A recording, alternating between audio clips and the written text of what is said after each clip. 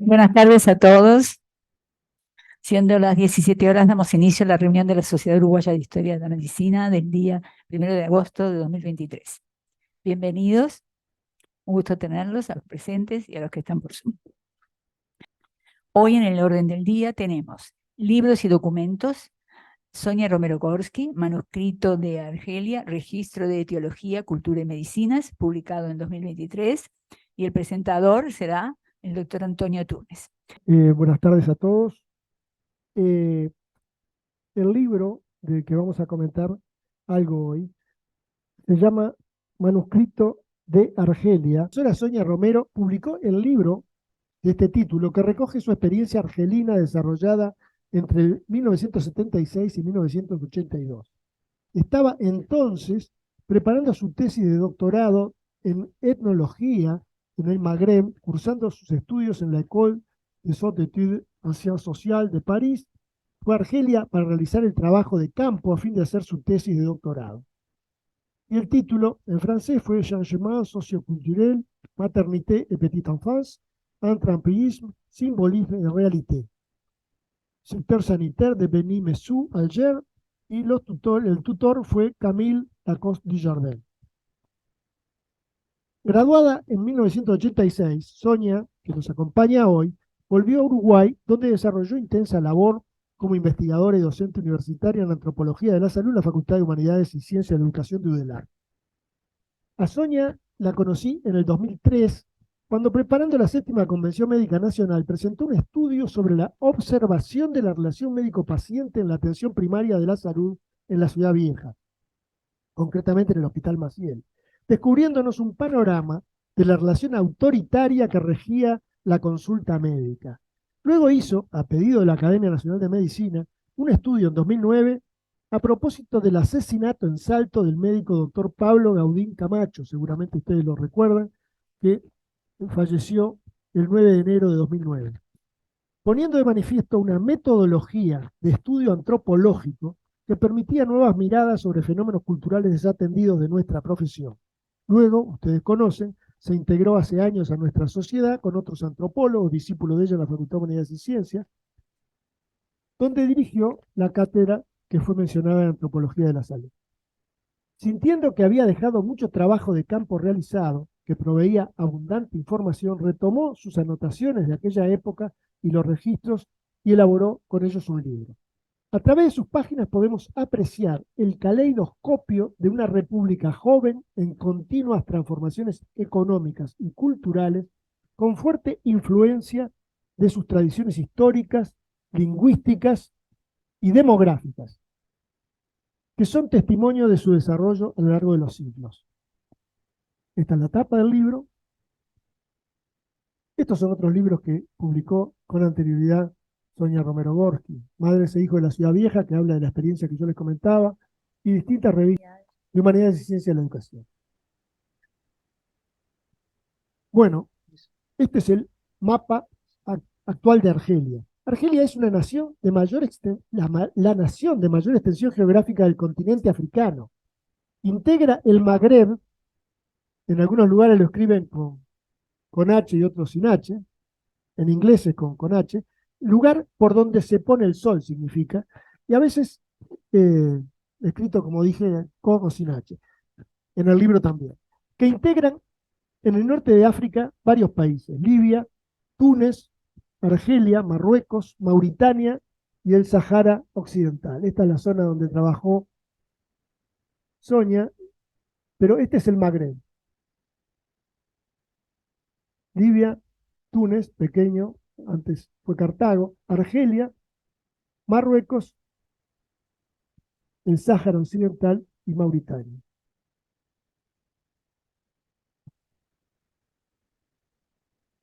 El Sáhara Occidental aún en lucha por el reconocimiento de su independencia, conocido a este último país como la República Saharaui, por lo que lucha el denominado Frente Polisario. La República Argelina Democrática y Popular, tal su denominación, desde la independencia en 1962, está habitada por más de 43 millones de personas, estaba en la época que escribió el libro Sonia, que hablan diferentes lenguas: el berebere antiguo, que es una misma familia con el guanche de las Islas Canarias, con el egipcio antiguo, con el cuchítico de Etiopía y las lenguas semíticas, el árabe en sus distintos dialectos. La franja costera sobre el mar Mediterráneo ha estado sometida a diversos dominios por los fenicios, romanos, árabes, turcos, otomanos, los españoles y desde 1830 por los franceses, que establecieron su dominio por periodos variables, todos ellos en parte o en la totalidad del actual territorio argelino. Lo que nos resulta más próximo fueron los años de dominación de Francia, que fueron desde 1830 hasta el año 1962, en que alcanzó la independencia luego de una sangrienta guerra de liberación colonial desatada en 1954 y que terminó con los tratados de Evian, que le dieron la independencia bajo el mandato del general Charles de Gaulle. Al adquirir su independencia, se organizó Argelia como un Estado con matriz socialista árabe y laico, que buscó mejorar la infraestructura, la atención de la salud pública, la explotación de los recursos naturales, particularmente el petróleo y gas, nutre en buena parte de Europa, procurando dar unidad a un abigarrado conjunto de poblaciones de etnias diferentes en su origen, con culturas muy antiguas, que mantienen sus rasgos primitivos. Mientras en la región de la costa, que concentra la mayor parte de la población, se han desarrollado ciudades y acostumbrado a vivir en un medio social más integrado, en el amplio sur semidesértico continúan poblándolo otras etnias nómadas que viven en carpas con sus tropas de camellos en sus oasis.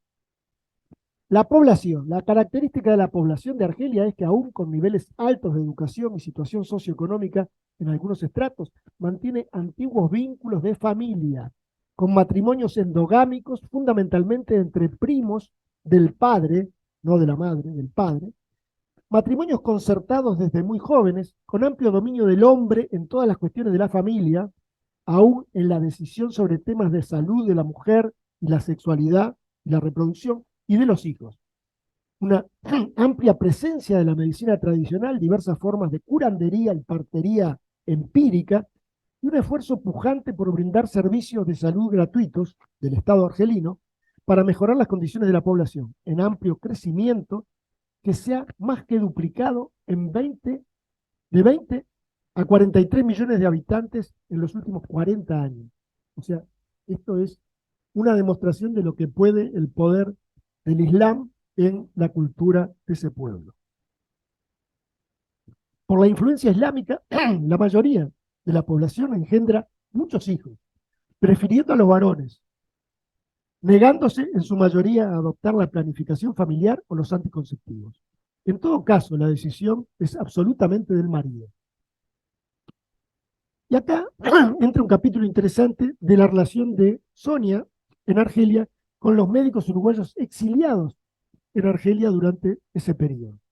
En el tiempo que Sonia desarrolló un trabajo de campo tan extenso y a lo largo de tantos años en Argelia, fundamentalmente en Argel y sus zonas de influencia, el Gran Argel, interactuó con un conjunto de médicos uruguayos que se encontraban refugiados y desarrollaban sus actividades hospitalarias en diversos centros.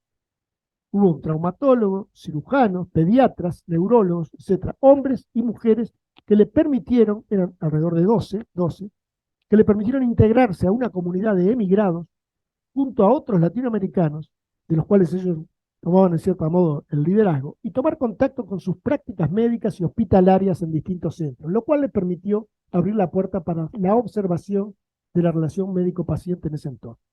El libro se desarrolla en 3 partes. La primera, llegar, conocer y escribir, donde registra sus crónicas argelinas, dando cuenta de sus viajes y los incidentes que le permiten ir adentrándose en la diferencia cultural entre Occidente y ese Oriente. Debemos recordar que en el 711, el califato omeya de Damasco, una de las dominaciones que tuvo ese territorio, que ocupaba el norte de África, invadió la península ibérica, expandiéndose por todo el territorio bajo el dominio visigodo, llegando hasta el sur de Francia. Entre 1086 y 1140, en la caída del califato, los reinos de Taifas fueron invadidos por los almorávides, bereberes del norte de África, que fueron reemplazados en 1140 y hasta 1214 por los almohades unificadores. Allí los reyes intensificaron la reconquista que había iniciado don Pelayo en la batalla de Covadonga, en Asturias, y que culminaran Isabel y Fernando en 1492 con la toma de Granada y subsiguientemente la expulsión de los judíos de la península ibérica. Se generó así Al-Ándalus, una extensa zona de influencia de origen árabe en gran parte del territorio de la península ibérica. Vamos a ver la densidad cultural de cerca, las mujeres de mi entorno, dice Sonia, donde describe casos de pedido de matrimonio preferencial entre primos, la costumbre de ir a vivir a casa del padre del novio, donde la esposa se somete a la madre de éste. La poligamia más común, no es la que tenemos en la fantasía, sino un harén. Es habitual que un hombre que las pueda mantener tenga dos esposas, viva periódicamente con cada una de ellas y tenga familia descendiente con ambas. No se admite vida fuera del matrimonio y las mujeres no pueden permanecer solteras. La virginidad es la regla.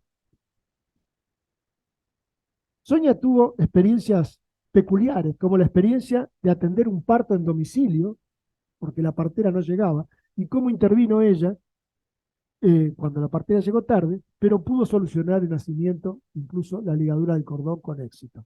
O sea que también hizo su práctica no tradicional allí en persona. Las diferentes visiones sobre la atención de las mujeres durante el embarazo son algunos puntos que llaman la atención en el libro. El temor al destrato hospitalario de los pacientes, porque dicen que los médicos eran de cuchillo fácil. Se niegan a ir al hospital, prefieren la atención con una curandera o con una partera de la proximidad. Una partera tradicional, no académica. Los avances y retrocesos por las oleadas del radicalismo islámico asolaron a Argelia hasta hoy, que acentúa los criterios de excluir a la mujer de la educación y la determinación de su maternaje. En la Kabilia, la región norte y oeste de Argel, hay notas de investigación etnográfica y de etnomedicina sobre la tarea de las mujeres, su responsabilidad primordial impregnada de valor simbólico y material, asegurar a la familia una descendencia numerosa, fuerte, bien educada y de preferencia del sexo masculino. La mujer está destinada al matrimonio y a la maternidad. Hay un sistema de medicina tradicional con curas y representaciones. También se ocupan de la voluntad de hacer daño, el mal de ojo o el sortilegio. La mortalidad infantil, que en ese tiempo era del 112 por mil en promedio, con disminución pronunciada en el medio urbano de 60 por mil nacidos vivos. La esterilidad y la mortalidad materna. Algunas viejas y cablas, como le llaman a las parteras empíricas, practican masajes en el vientre para corregir retroversiones uterinas como supuestas causas de esterilidad. El diagnóstico lo hacen ellas, la retroversión uterina, ¿no es cierto?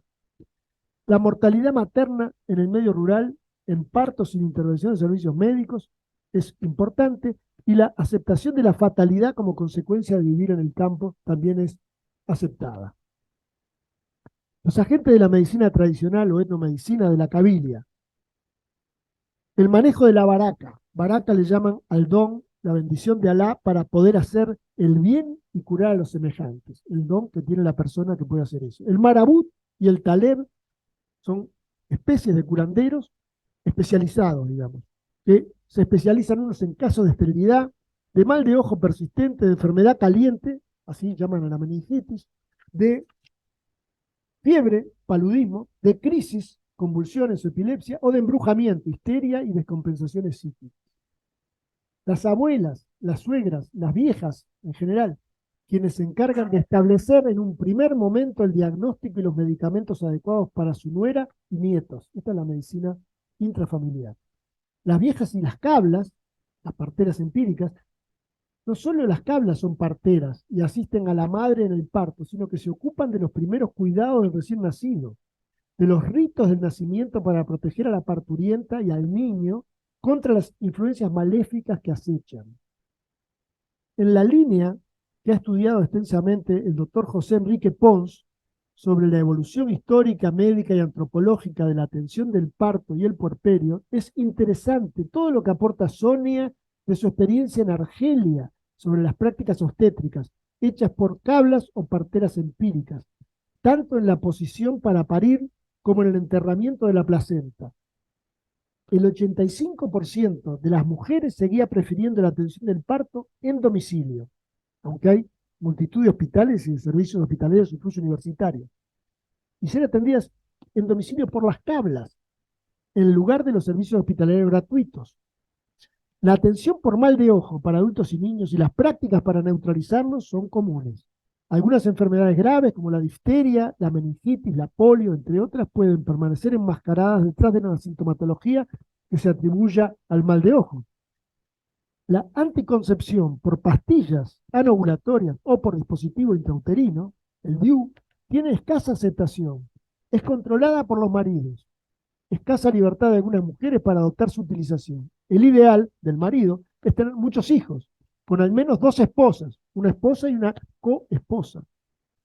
Los harenes, llenos de mujeres para los personajes más poderosos, parecen cosa de los reyes, príncipes, sultanes o emires, pero no de los ciudadanos argelinos, al menos no los describe y más bien que los descarta Sonia. Dice, los hombres no están interesados en el tema, porque cada embarazo de las esposas representan para sus maridos, no están interesados en el tema de la anticoncepción, porque cada embarazo de las esposas representa para sus maridos una confirmación de virilidad, y varios hijos, sobre todo varones, eran considerados la mejor garantía para una vejez tranquila y próspera, o sea, que los vendrían a mantener. La muerte en el parto era muy temida, pero no dramatizada. La madre se encuentra en estado de gracia desde el comienzo del embarazo hasta 40 días después del parto. Se dice que durante ese periodo tiene ganada la salvación eterna. O sea que si muere, está todo bien. La placenta debe ser enterrada por la cabla durante la noche, si es posible debajo de un árbol de granada, para alejar el mal de ojo y ocultarla de aquellos que quisieran utilizarla en preparados de pociones dañinas.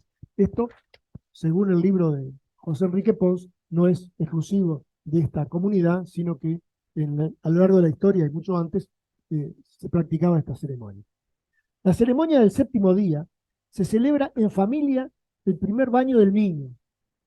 A diferencia de la cultura del pueblo judío, en el mundo árabe se celebra el primer baño y se difiere la circuncisión, que viene para la pubertad, que entre los israelitas se realizaba al 8º día. O sea, vean ustedes, al 7º y al 8º. El nacimiento se anuncia con gritos de alegría que alertan a todo el vecindario, aunque los yuyus más fuertes, los gritos típicos y rituales de las mujeres, se reservan para festejar la llegada de un varón. O sea que la mujer grita fuerte cuando recibe un varón, si no, es una cosita de poca importancia. El envoltorio o fajado de los niños y la inmovilización como favorecedor de la luxación congénita de cadera. Fajan a los niños de los hombros hasta los pies y así los tiran hasta el año. Esto era una práctica que se usaba hace cientos de años y en algunos frisos de Italia, en el Hospital de los Inocentes, está representada esa figura. Pero entre esta población está muy acentuada esta malformación congénita de cadera, ¿no? La luxación, por la alta tasa de consanguinidad y la inmovilización tradicional de los niños hasta el año, el fajamiento, porque después del año lo pone la mujer apoyada en la cadera y entonces el niño separa las piernas y la luxación tal vez que se reduzca, o se reduzca la aparición de la manifestación. El sarampión y la costumbre de cubrir bien al niño con una manta o ropa toda roja.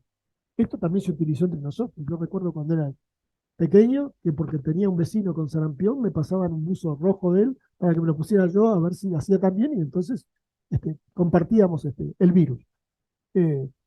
Las grandes ventajas de los agentes de la medicina tradicional sobre los representantes de la medicina occidental seguían siendo el conocimiento profundo del medio, el elemento humano, el conocimiento del elemento humano con el que se relacionaban, así como la confianza y el respeto que la población expresaba ante su presencia y sus intervenciones.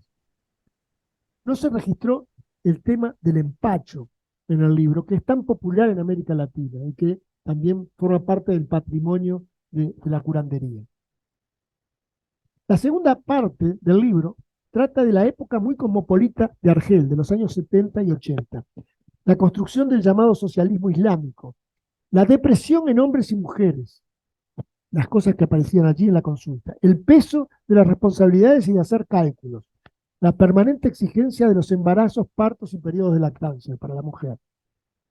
El encuentro con 12 médicos uruguayos, 9 hombres, 3 mujeres, liderazgo en la comunidad latinoamericana, identificación de los exiliados con el MLN, un anestesista, 3 pediatras, un traumatólogo, 2 cirujanos, uno con especialidad en cirugía infantil, 5 médicos generalistas con especializaciones incipientes en cardiología, diferente estatus para quien, como Sonia, no era exiliada, ocupaba lugar simbólico de menor jerarquía, un enclave étnico latino en Argel.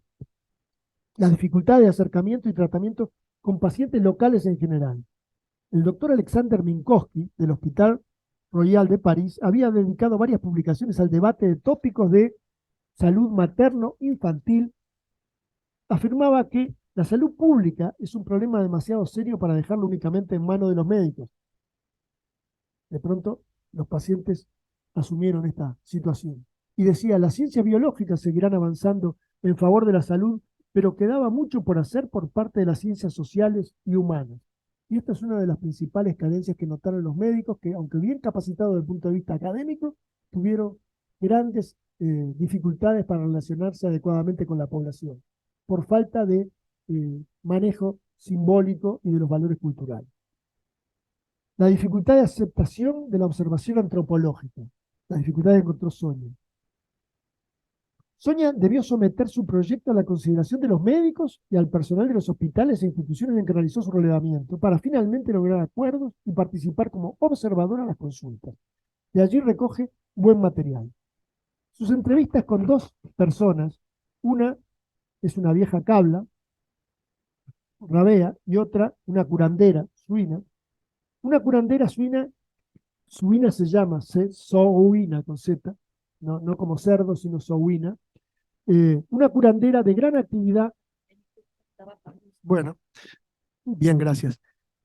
La entrevista con Suina, una curandera de gran actividad en la zona de Ushuaí, y un amplio radio de influencia, una persona enana cretina, presumiblemente por la descripción que la autora realiza, evocando los famosos bufones de los reyes, por esa figura con las piernas encorvadas, baja estatura y cabeza grande.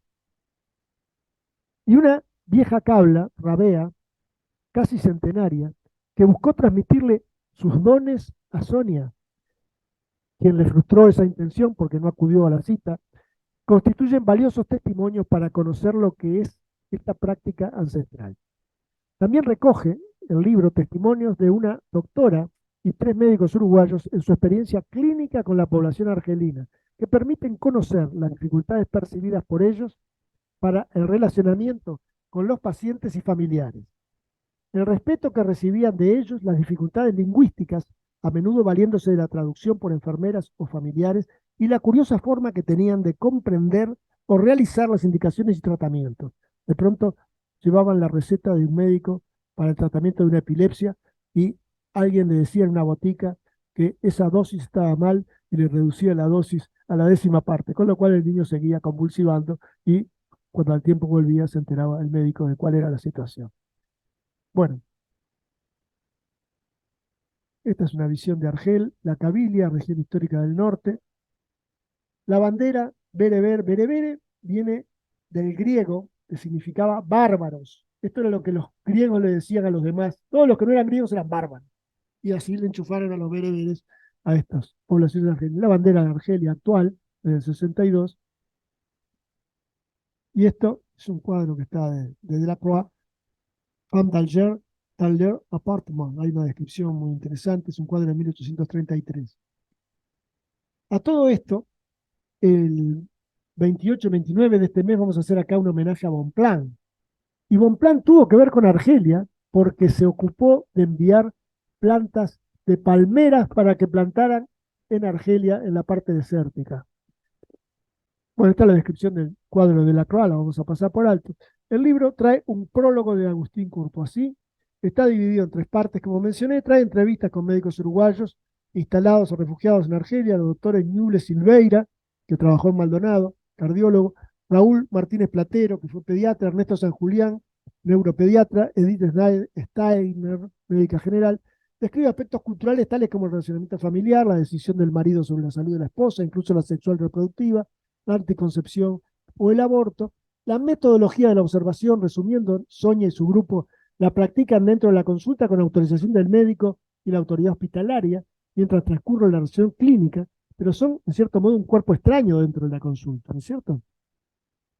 Registra las actitudes y gestualidad de ambas partes y de allí extrae sus conclusiones, a menudo sorprendentes. Esta metodología la empleó ya en diversos otros casos, como el Hospital Maciel o en el caso de Salto.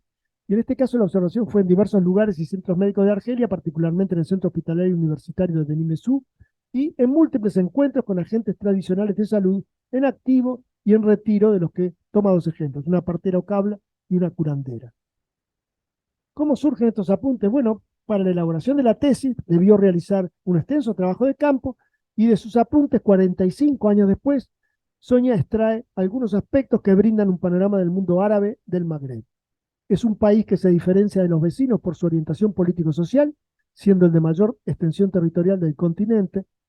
Y, bueno, la poligamia, lo que les comenté, la salud en Argelia. Desde la independencia en el año 62 se ha organizado un sistema nacional de salud gratuito para la población, centrado en hospitales y policlínicas. Sin embargo, esto no es adecuadamente recibido por la población. Por razones culturales, no siempre se tiene confianza en el sistema. Los médicos son de cuchillo fácil, decía alguna gente, no precisamente de nivel socioeconómico bajo. La población recurre a la medicina tradicional, tanto parteras a domicilio, 85% de los nacimientos se dan en esa situación, como a curanderos de diversas jerarquías. Y dentro de la observación, los médicos uruguayos exiliados manifestaron dificultades para comprender el contexto cultural de ese pueblo, a pesar de su buena formación clínica, por no asimilar el lenguaje apropiado, valerse de traductores. Se hablan al menos 3 idiomas, el francés, árabe, bereber y incluso algunos dialectos. Los traductores eran el propio personal de salud, enfermeras generalmente. En ocasiones los pacientes, sus familiares, los padres, no les administraban la medicación o lo hacían caprichosamente, el caso de la epilepsia que les comenté, y verifica un choque de culturas. La formación occidental, aunque fueran argelinos, o sea, argelinos que se educaron en Francia, también dificultaba el intercambio y la relación con la población. La consanguinidad y las patologías congénitas se manifestaban con importantes valores, particularmente la luxación congénita de cadera, que ya les comenté, debido a la costumbre de fajarlos en el tronco hasta el año y luego lo llevan en la cadera. Bueno, esto es lo que les quería comentar, les agradezco mucho la atención.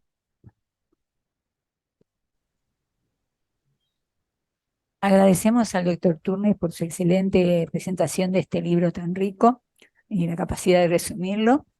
Un libro que nos trae la realidad de un escenario culturalmente muy diverso a través de investigaciones etnográficas y experiencias, en particular la de los grupos médicos compatriotas y sus familias.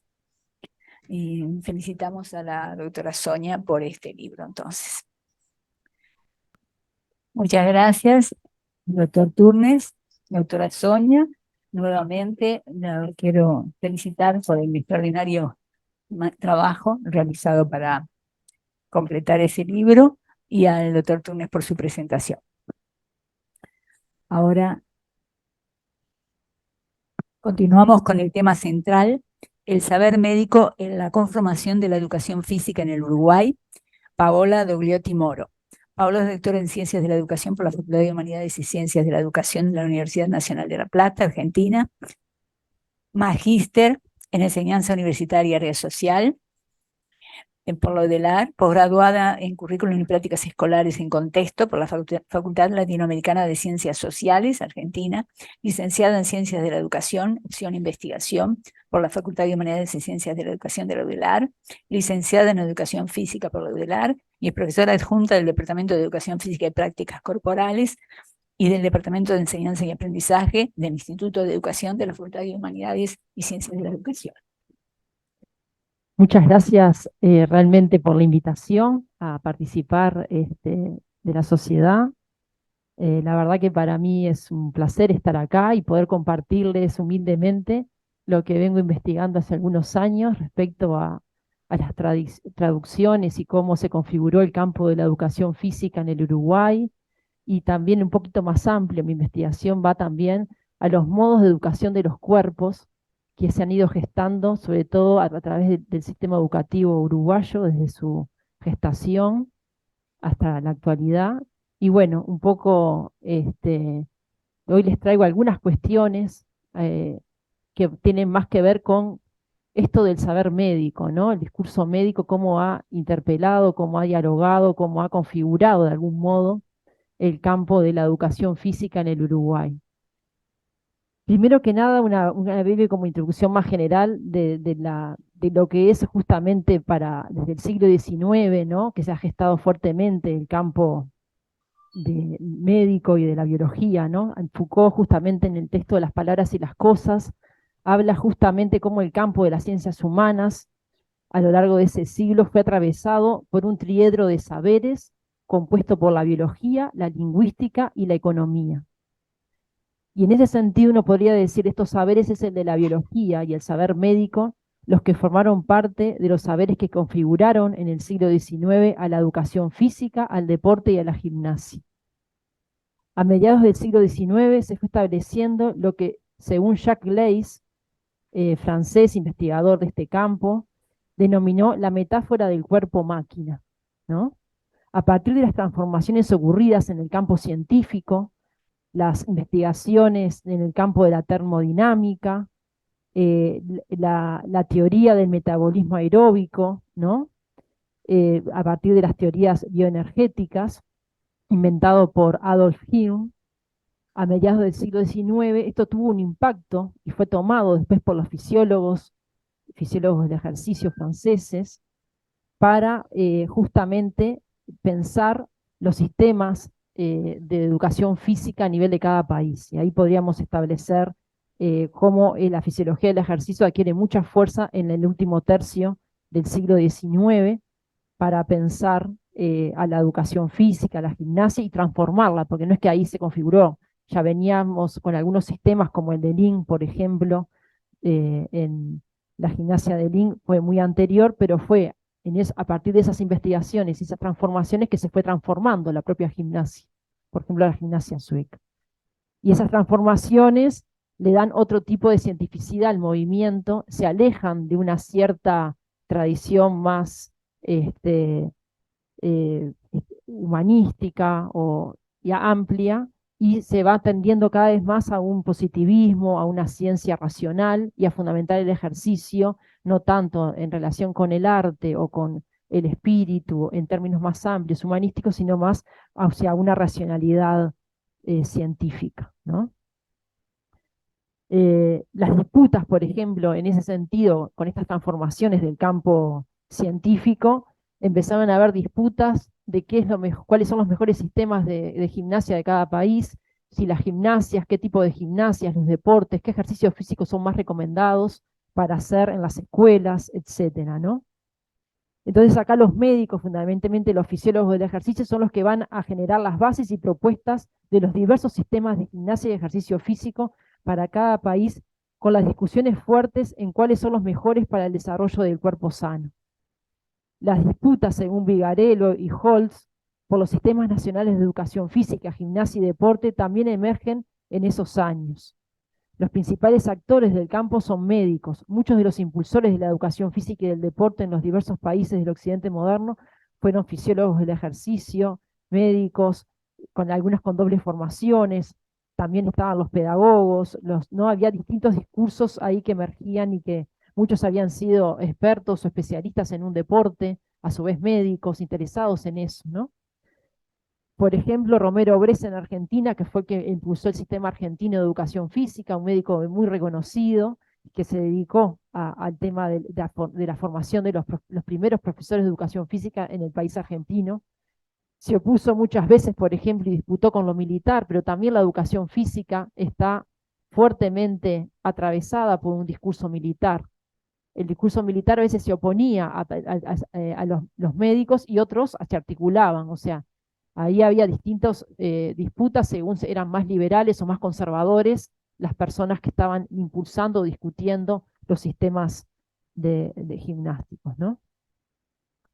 Y acá me parece importante traer a un investigador argentino que se llama Pablo Jagroski, que compiló una serie de artículos, miradas médicas sobre la cultura física en la Argentina entre 1880 y 1890, Y acá brevemente algunas cuestiones que él trae sobre justamente el discurso médico, ¿no?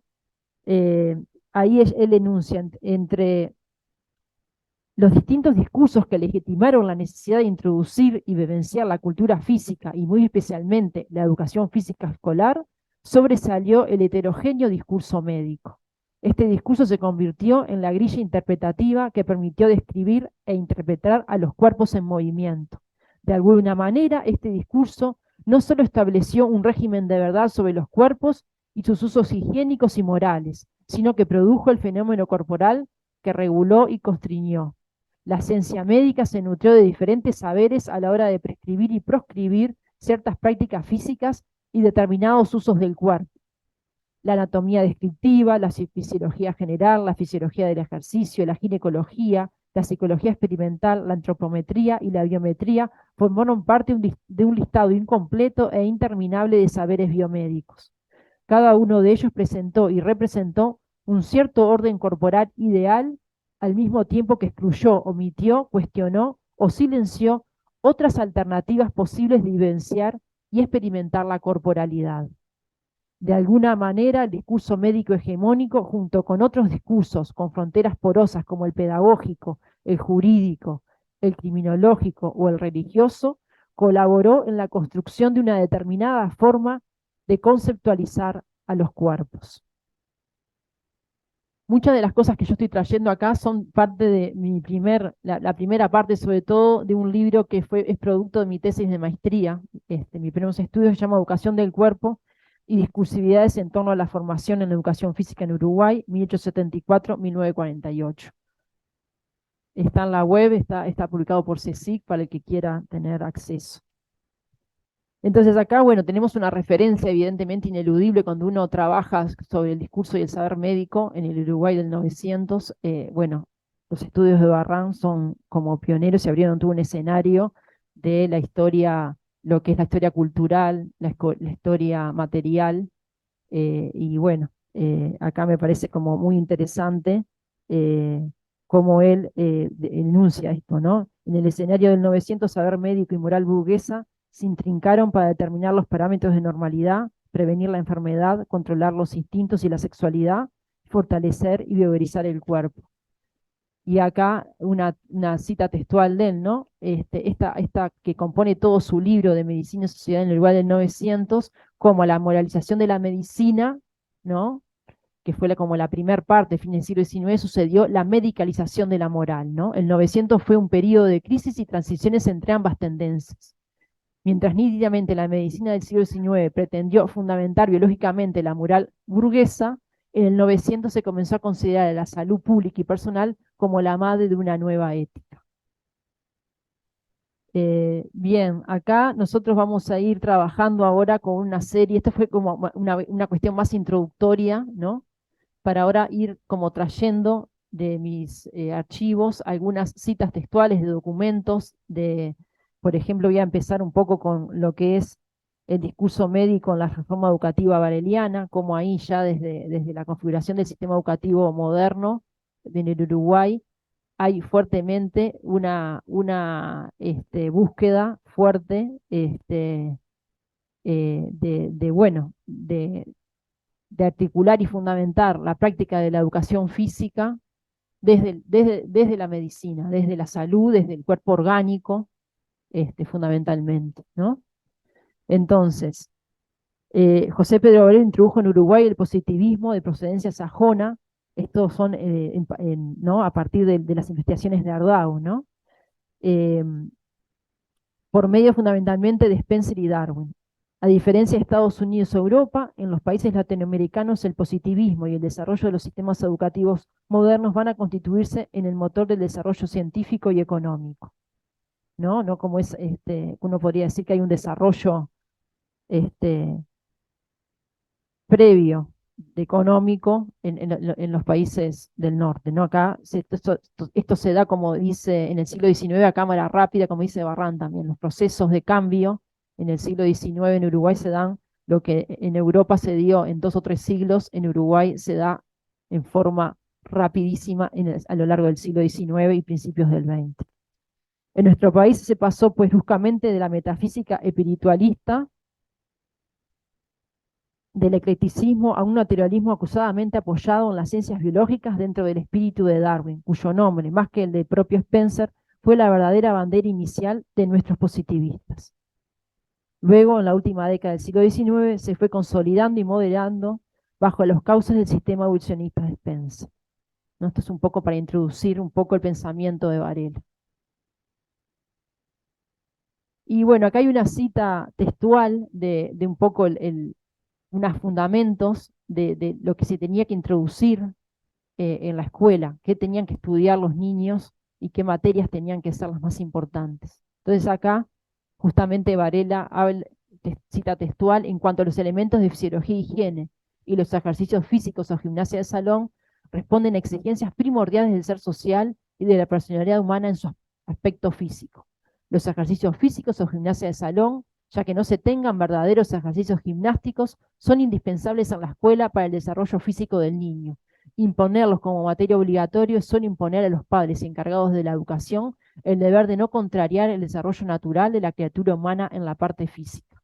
La coloración viva, la elevada estatura, el pecho levantado y el vigor y la robustez de los alemanes y anglosajones son en gran parte resultado de los ejercicios físicos en la escuela. Y en no pequeña escala debe atribuirse también a la falta de esos mismos ejercicios físicos en el salón de clase el color cadavérico, el pecho hundido y las naturalezas débiles y enfermizas que tan a menudo se encuentran entre nosotros. Bueno, acá hay varias cosas para poder analizar esta cita, ¿no? Pero bueno, la importancia acá de un modelo ideal a seguir que se construía, ¿no? En el mundo anglosajón, en los países de Europa, algunos países frente a lo latino, había como, ¿no? Una oposición ahí entre los países latinos y el resto de Europa, y de idealizar a esa raza, de idealizar a esos cuerpos, de idealizar su desarrollo económico en cierta medida, que vino acompañado de un desarrollo del sistema educativo. Y bueno, en cierta medida acá lo central está puesto en la gimnasia para poder, bueno, desarrollar un cuerpo sano, un cuerpo vigoroso, un cuerpo, ¿no? Y me parece importante también acá ver algunas cuestiones relativas bueno, cómo la fisiología y la higiene va acompañado también, ¿no? En una articulación discursiva, fisiología, higiene, gimnasia y ejercicios físicos como lo mismo, ¿no? En la misma trama era el conjunto que se articulaba fuertemente a lo largo de las fuentes de época. La educación física nació desde ahí, ¿no? Desde los aportes de la fisiología y del campo también de la higiene, articulando a la práctica de la educación física. Eso como cuestión central. Otra cosa importante es que Varela en realidad no lo veía como un ideal la gimnasia de salón. La gimnasia de salón era por las condiciones edilicias que había en ese momento en Montevideo, que no había otra manera de hacer ejercicio físico y práctica física que a través de una gimnasia de salón. Pero en realidad él apostaba y él había visto los ejercicios al aire libre, los grandes gimnasios, había recorrido Europa y Estados Unidos y tenía en mente otro ideal que, bueno, por la realidad del país no se podía eso impulsar, ¿no? Inclusive en algunas partes él dice, mientras no se puedan tener verdaderos ejercicios físicos, bueno, quedémonos con la gimnasia de salón, ¿no? Entonces, eso como otra cuestión importante. Después otra cosa que insiste mucho a lo largo de los movimientos de época es esta articulación, siempre la educación física como compensatoria del trabajo intelectual, ¿no? Eso es como algo que se repite tanto en Varela como en Alejandro Lamas. Pensar, hablar, música vocal, ejercicios físicos y gimnásticos y dibujo como auxiliares de desarrollo y como artes útiles, ¿no? Después la cuestión de la salud también. Todo el mundo reconoce que el ejercicio es esencial para la salud. El ejercicio es la gran condición necesaria para asegurar la salud y el vigor de todas las partes de nuestra constitución física y mental. Acá traigo algunos extractos del primer Congreso Pedagógico Suramericano, que que se desarrolló en Argentina en el año 1882, donde hubo una presencia muy importante de congresistas uruguayos. Y bueno, me parecía también porque este congreso tuvo mucha difusión y fue parte como de las redes transnacionales que se fueron configurando de educación a fines del siglo XIX, ¿no? Y bueno, ahí se presentaba la gimnasia como materia obligatoria a ser enseñada en la escuela primaria. Esa fue la declaración tercera del capítulo quinto del Congreso, y es, junto a la higiene, la única materia que se destaca a ser impartida en el capítulo referido y se la ubica dentro de organización e higienes escolares. Ahí se ubicaba, ¿no? La gimnasia. La enseñanza de la gimnasia, dice la fuente del Congreso, la síntesis del Congreso hecha por Berra, debe ser obligatoria en las escuelas comunes y privadas, comprendiendo especialmente respecto a los varones los ejercicios de marchas y evoluciones militares. Las lecciones diarias en la escuela deben ser alteradas con intervalos de descanso, ejercicios gimnásticos, canto y recreos. Acá me parece importante dos cosas. Por un lado, acá aparece lo militar, cosa que en Uruguay fue muy discutido y nunca se llegó a instrumentar. Acá yo creo que hay que hacer una investigación específica donde indague fuertemente la articulación o no del discurso militar y la educación física, donde habría que rescatar las actas de lo que es el Consejo de Instrucción Primaria.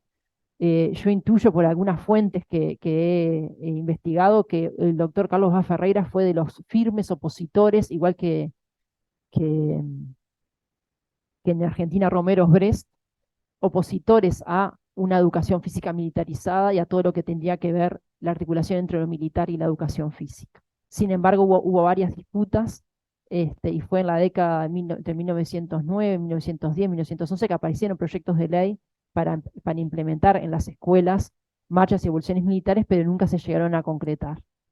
Esto hay que seguirlo indagando y seguirlo trabajando.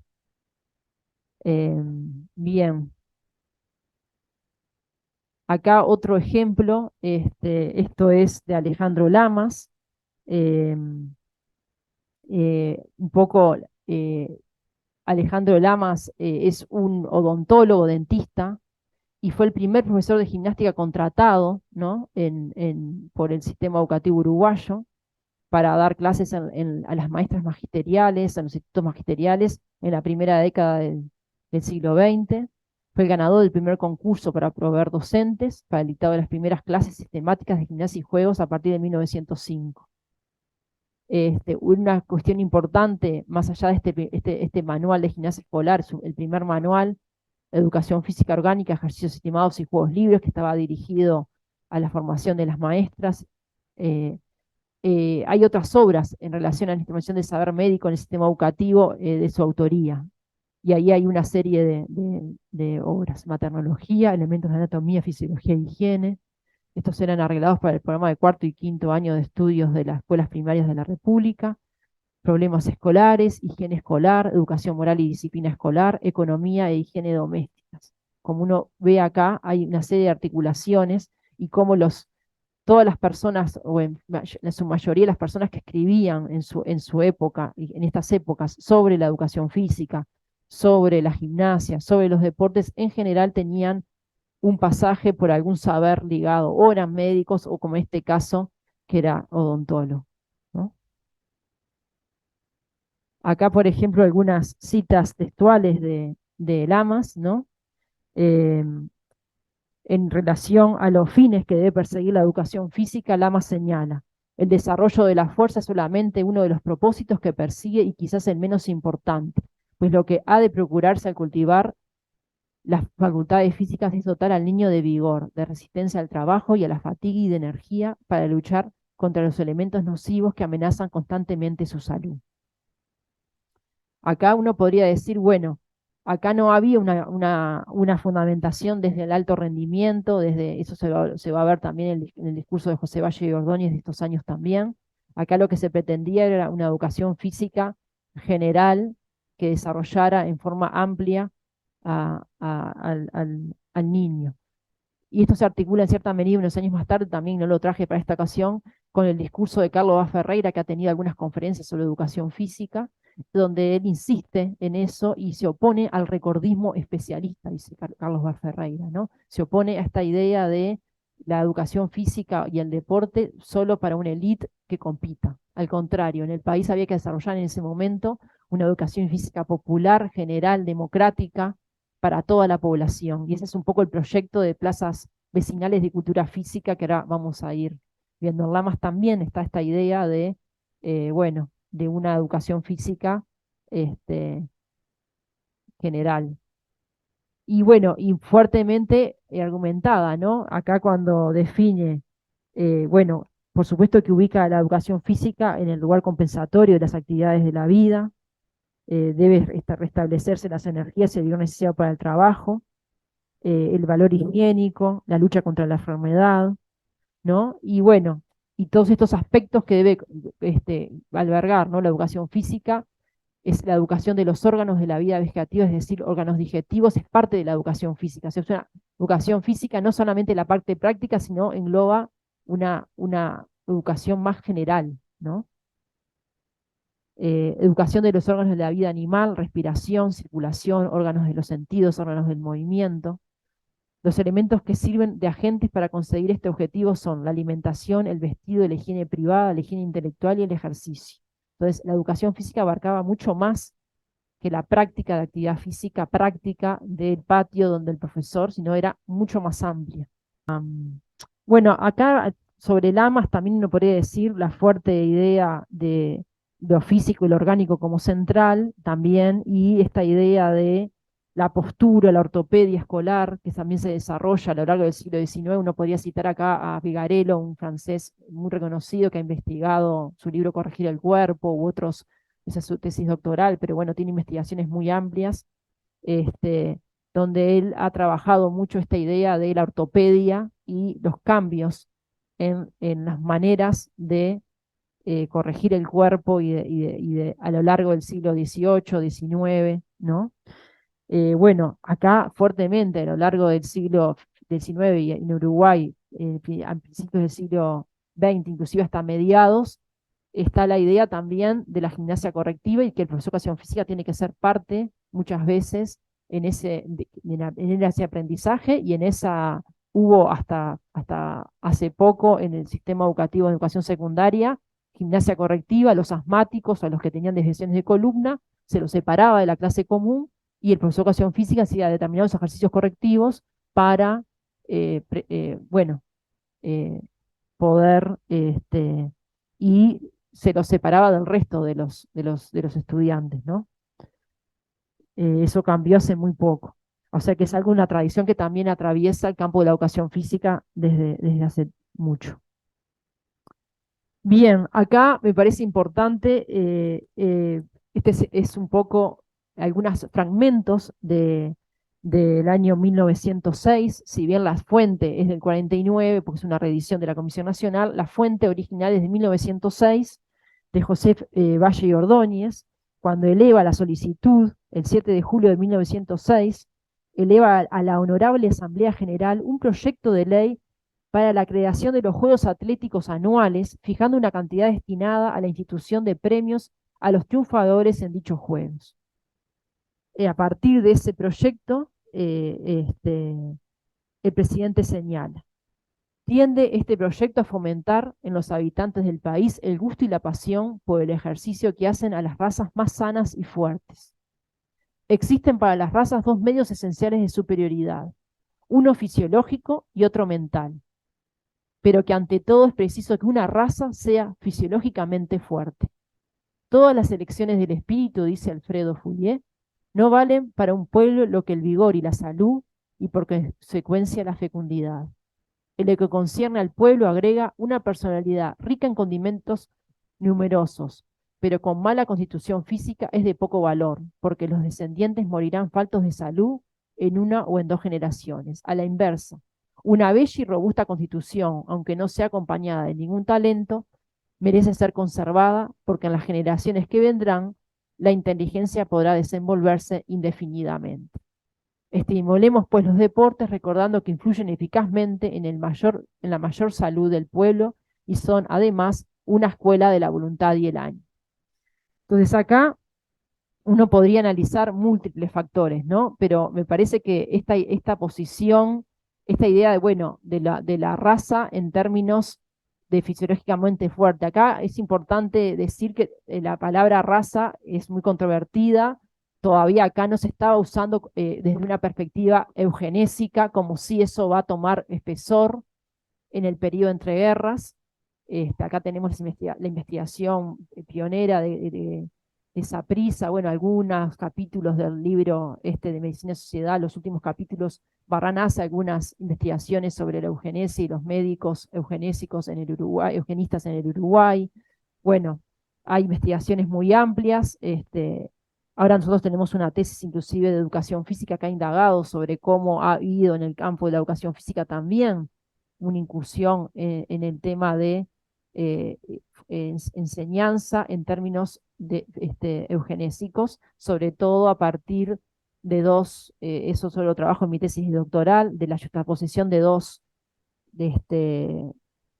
usinas importantes. Por un lado, lo que es todo lo que es el desarrollo de la biotipología de Nicolás Pende, que entra fuertemente, inclusive teníamos una materia en el Instituto Superior de Educación Física entre la década del 40, la década del 50 hasta la década del 60, largos, hasta el año 66, se dictaba una materia, se llamaba biotipología, y se les enseñaba a los estudiantes que se formaran para hacer profesor de educación física las principales medidas y test de medición corporal en base a esta ideología fuerte que, bueno, que estructuró fuertemente y tuvo una vasta, en el campo de algunas políticas sanitarias también, ¿no? Eso Gabriela Saprissa, sobre todo en la década del 30, fuertemente hubo algunas políticas fuertes de control de la natalidad, bueno. Bueno, en el campo de la educación física esto también se da, hay implicancias, yo tengo algunas investigaciones sobre esto, pero bueno, acá a principios, sobre todo en el discurso de Varela, en el discurso de José Valle Ordóñez, la palabra raza todavía tiene, como toda la especie, no tiene esta simbología de determinadas razas superiores a otras, ¿no? No tiene un sentido eugenésico en ese sentido. Si bien hay una idealización de determinados cuerpos, hay una idealización de determinadas razas, ¿no? Que otras. Eso sí se da, ¿no? Entonces, y hay algunas cuestiones ideales que tenemos que mirar, ¿no? Hacia el norte, ¿no? Pero bueno, estás entendido en términos generales, en términos raza en sentido de especie. Y hay que ser, bueno, cuidadosas con las fuentes, ir indagando lo que se quería decir en ese momento, en ese sentido, de lo que yo pude indagar del discurso de José Valle Ordóñez, siempre estaba esta idea de raza como especie. Y bueno, acá está la exposición bien fuerte entre la cuestión de la salud, el vigor físico, lo físico y lo mental, y cómo la base material para el desarrollo de lo espiritual y de lo intelectual es el cuerpo orgánico y la importancia, ¿no?, de fundamentar, en este caso, estos premios por parte de él a través de el desarrollo de estos juegos anuales de educación física, que después la Comisión de Fomento de la Cámara de Representantes lo que va a hacer en el año 1906 es responderle el 13 de noviembre de 1906 con un proyecto de ley que fundamentara, y ahí sí, la creación de la Comisión Nacional de Educación Física, que se da unos años más tarde, pero ya este proyecto empezó a circular y es parte de las fuentes de época donde se fundamentaba la importancia de la creación de esa comisión y de por qué se debería crear, y que si bien se iba a poner el dinero para esos juegos, también se iba a destinar una parte importante a la creación de esta comisión. Que esta comisión además hay articulaciones muy fuertes, esto yo lo investigué en el libro, no lo traigo para acá, pero articulaciones muy fuertes con lo que es todo el movimiento de la Young Men Christian Association a través sobre todo de Springfield College, con la venida de un misionero, vinieron misioneros de la Springfield College y de Chicago a distintos capitales de Sudamérica Buenos Aires, San Pablo, Río de Janeiro, Montevideo, a fundar los departamentos físicos de las asociaciones cristianas de jóvenes de cada una de estas ciudades. Se crea la asociación unos años antes, cuando se crea el departamento físico, mandan estos misioneros y bueno, y articulan muy fuertemente acá entre el vallismo y el protestantismo, y unas articulaciones muy fuertes. Acuérdense que la Inca tiene una base protestante, Valle se oponía al catolicismo y articuló muy fuerte, además que Valle fue educado en un colegio inglés donde se dedicaba mucho a los deportes. Entonces acá hay articulaciones muy fuertes ahí entre las autoridades de la Comisión de la Asociación Cristiana de Jóvenes y el vallismo. Y así se estructura todo el proyecto de plazas vecinales de cultura física, que se trae un poco el modelo de Springfield College a Uruguay. En relación específica a lo que estamos tratando, que es la articulación con la salud, con el saber médico, acá cómo fundamenta la Comisión Nacional, algunos extractos, el proyecto es mucho más largo, yo traigo algunos extractos. Los 50.000 pesos que se destinan con este objeto no se destinan solamente para la institución de premios a los vencedores de los concursos anuales, sino que también se emplearán en el fomento en general de la educación física y en la instalación de las plazas de juegos populares. Al proceder de este modo, la comisión se inspira en las conclusiones unánimemente aceptadas hoy por los higienistas y los pedagogos. La tendencia de la educación física no debe ser la de formar atletas ni individuos excepcionalmente dotados, sino con especialidad la de elevar el nivel medio de la capacidad y la resistencia física general. Acá el proyecto Ballista fue clave, la instrumentación de la Comisión Nacional de Educación Física fue clave para pensar en una educación física democrática y llevada a toda la población, ¿no? Y en esos primeros años, sobre todo esos 5 primeros años, fue más importante, porque después, a mediados de esa década de 1915, hay un giro ahí en la Comisión Nacional. Asume Francisco Gigliani, que era un médico, la dirección de la Comisión Nacional, se va a Smiths, y ahí hay un fuerte acento hacia el deporte federado y se le da mayor énfasis a ese proyecto de deporte federado, que igual siempre se hizo cargo de la Comisión Nacional, ¿no? La Comisión Nacional siempre tuvo como grandes objetivos. Uno, el establecimiento de la educación física en todo el sistema educativo, en cárceles, en lo que eran los reformatorios en ese momento. Toda la atención a las federaciones y la creación lenta de todas las federaciones de los distintos deportes, y el establecimiento de todo el sistema de plazas de vecinales de cultura física, a su vez la formación con después la creación en 1939 del Instituto Superior de Educación Física, que primero se llamaba Curso para Preparación de Profesores, y en la década del 50 adquiere el nombre de Instituto Superior de Educación Física. Pero esto, bueno, fuertemente se fue tejiendo desde aquí.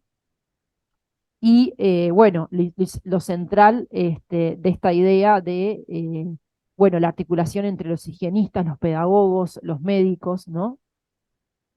La educación física como factor de desenvolvimiento orgánico de las razas y como factor higiénico determina una acción tan poderosa que puede decirse que ella sola es el factor más eficiente en la conservación de la salud y de la vida, ¿no? Esta cuestión bien biopolítica, que en cierta medida en términos Foucaultianos no podríamos decir, tiene la educación física, ¿no?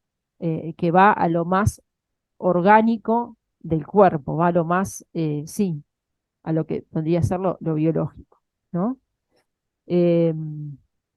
Acá traigo algunos testimonios de lo que es el primer plan de acción de la educación física escolar, ¿no? Acá se dividen en 4 grandes objetivos. El primer plan de educación física escolar creado en esta década, entre 1910 y fue en 1916 que se creó este plan, y después se publica en el 23.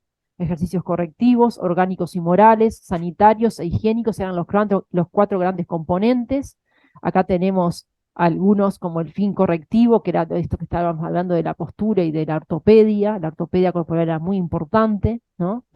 Como uno de los grandes elementos, pero esto acá en este momento todavía, acuérdense que no había un personal especializado en educación física, se estaban recién formando los primeros maestros en algunos cursos cortos, entonces se le formaba a las maestras para que trabajaran este aspecto, ¿no?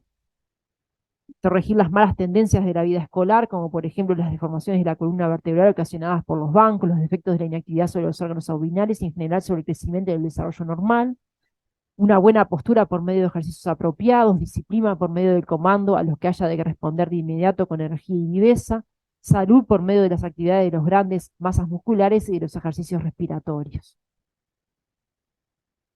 Después había fines orgánicos y morales. Este sí era fundamentalmente, se quería formar a los maestros de educación física para este objetivo, estimular el desarrollo de los órganos vitales y el sistema neuromuscular para obtener dominio corporal y crear el hábito del ejercicio. Esto se conseguiría por medio de ejercicios gimnásticos y atléticos y por los juegos, lo que a la vez facilitaría la libre expresión de los instintos y anhelos del niño, que como hemos visto tienen tanta importancia en su crecimiento y en la formación del carácter y en la elevación de su espíritu. Para el desarrollo de estos ejercicios se proponen 2 horas semanales bajo la dirección del maestro de educación física desarrolladas en el recreo o fuera del horario de clase, y 3 horas fuera del horario escolar y sin intervención del personal de la escuela. Esto era, en términos propositivos, evidentemente esto fue muy difícil de instrumentar.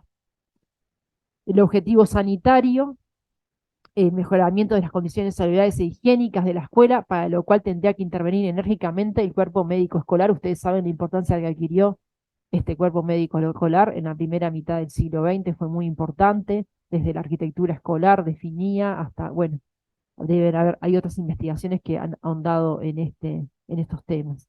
Entre las medidas más elementales a tomarse se encuentran las siguientes: someter a los alumnos una vez al año a un examen médico prolijo, cooperar con los padres de los alumnos para dar el mejor cumplimiento de lo aconsejado, aprovechar la oportunidad del examen médico para dar consejos a cada niño, exonerar de la práctica de ejercicios vigorosos a aquellos niños con serias debilidades orgánicas y examinar a estos niños con frecuencia.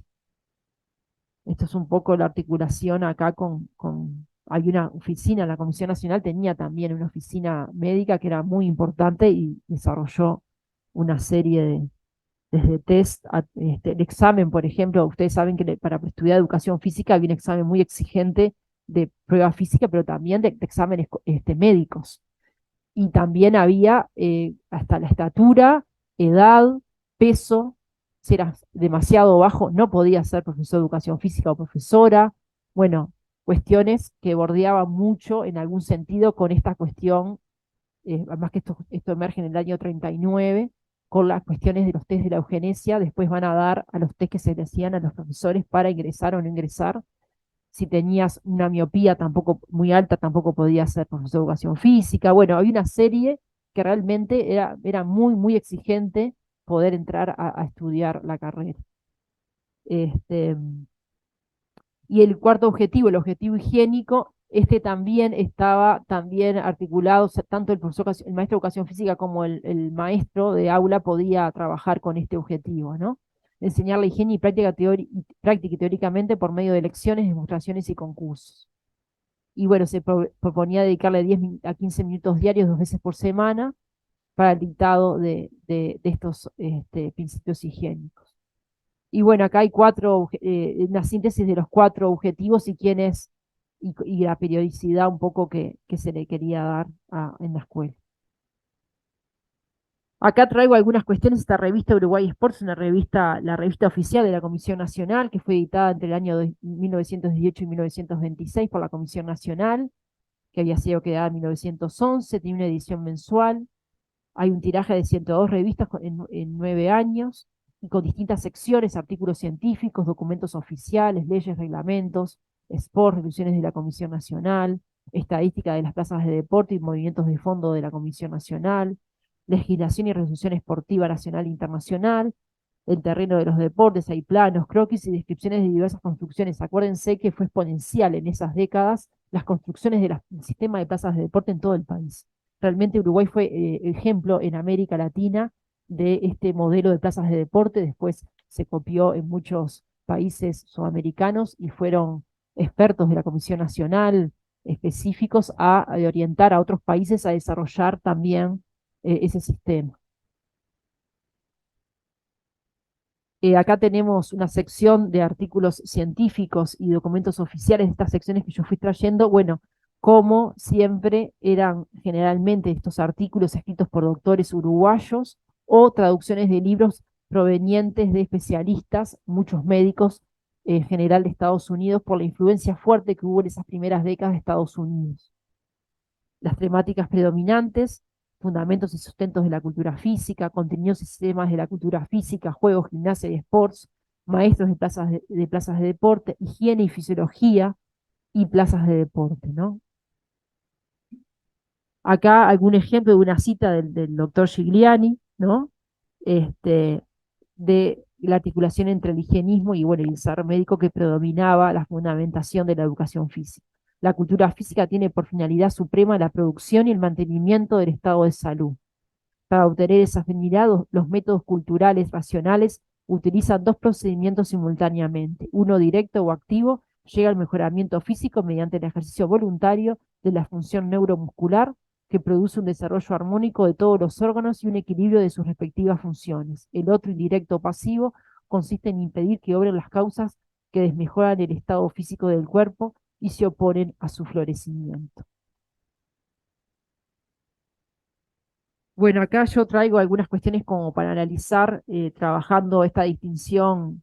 Este es del diccionario de Castro, que es un experto en estudios de Foucault, pero esta distinción griega entre bios y zoe. Entonces, acá la bio es más ligado a lo específicamente humano, a la razón, al lenguaje, ¿no? Y la zoe a las cuestiones más del orden que nos emparenta con los animales, que es todo la cuestión más orgánica y física, ¿no?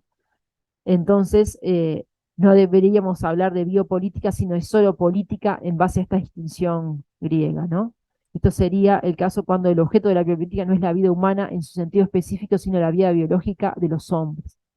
Que el término bios se haya impuesto sobre zoe, que lo haya incluso sustituido, y que por ello hablemos de biopolítica y no de zoopolítica, se debe a la aparición a comienzos del siglo XIX del término biología, cuya invención se atribuye al francés, Jean-Baptiste Lamarck.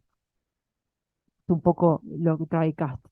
Y en ese sentido uno podría decir, bueno, la cultura física y el desarrollo de la cultura física en el Uruguay y en estos fragmentos, ¿no? ¿Cuánto hay de bios, cuánto hay de zoe en términos, ¿no? Y cuánto de lo humano o de lo, bueno, uno podría decir, hay un predominio en cierto sentido de el cuerpo, y cuando se habla del cuerpo en general se habla de lo físico, de lo orgánico, pero también hay elementos que uno podría decir que habría que indagarlos un poco más, no es lo que le traigo más yo hoy, de la formación del ciudadano, la formación de el espíritu, la formación de la moral, la formación, ¿no? Y la articulación de esos aspectos que uno podría decir, bueno, también hay ciertos aspectos de una bios o de algo que exceda a lo estrictamente orgánico del cuerpo, ¿no? Esto es una de las cuestiones que matrizaron fuertemente al discurso médico y al de la educación física también, ¿no? La cuestión de la normalización, ¿no? La clasificación de las poblaciones en función de determinados parámetros de normalidad y clasificar de normal a normal a los sujetos, a las poblaciones, etc. Entonces acá hay una lista de consejos saludables en relación a la alimentación, la respiración y ventilación, los baños, las vestimentas, el descanso, la vista, los ejercicios físicos, que clasifica la población en aquellos desarrollados deficientemente o con defectos posturales, a los que se recomienda ejercicios correctivos, gimnasia higiénica y juegos sencillos, y para los sanos y vigorosos la gimnasia más complicada, juegos y deportes atléticos, para la generalidad ya sean niños, niñas, ejercicios livianos, correctivos, higiénicos y recreativos, ¿no? Acá inclusive esto va a matrizar todo el siglo XX, uno podría decir, ahora con las nuevas perspectivas que hay de educación inclusiva, ya no se está más por la perspectiva de tener a los niños que tienen determinados, por ejemplo, problemas de, sino la inclusión en las escuelas de los niños. Bueno, uno podría decir lo mismo para la educación física. ¿Por qué aquellos niños que tienen asma o que tienen algún problema postural de columna, había que separarlos o una gimnasia específica de la gimnasia común? Por suerte eso demoró, pero se logró sacar.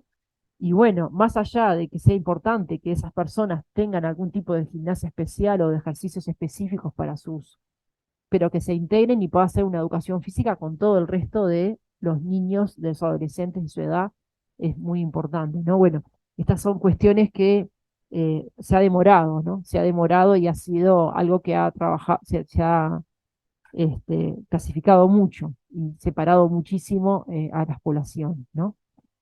Bueno, los cursos cortos de la Comisión Nacional entre los años 1920 y 1936, aquí tenemos algunas características muy generales, no me voy a detener. Y acá las materias, brevemente, este cuadro muestra cómo la carga importante de biología, anatomía, fisiología de ejercicio, primeros auxilios, higiene, bueno, castidad, continencia y educación de la voluntad, que también estaba atravesada por el saber médico, antropometría, exámenes físicos, bueno, etcétera, educación física infantil desde el punto de vista médico, bueno, hay muchas materias que estaban dictadas por médicos o del campo cercano, estructuradas en base a esa. Acá las proporciones de materias del campo de las ciencias biológicas en la formación de los profesores en los tres planes de programas del 45, del 56 y del 66. Ustedes ven que hay una carga importante, por más que haya habido algunas modificaciones, hay una carga importante de las ciencias biológicas, de las materias de esa área en la formación, ¿no? En general.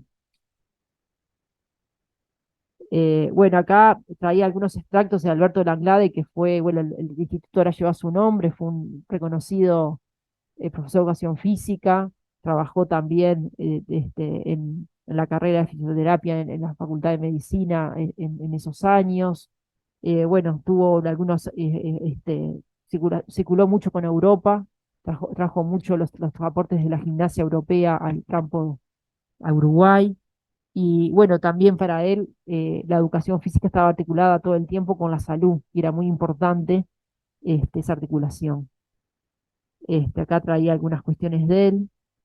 Y bueno, y acá para cerrar, cómo en el proyecto de ley de teoría de educación física escolar aprobado en el año 2007, en el primer quinquenio del primer gobierno progresista, en la sesión de cámaras del artículo, ¿no?, de la obligatoriedad, y todo el proyecto de ley de fundamentación que se elevó al Parlamento para poderlo aprobar, está fundamentado también fuertemente en la salud, en los hábitos de higiene, alimentación, actividad física, ¿no?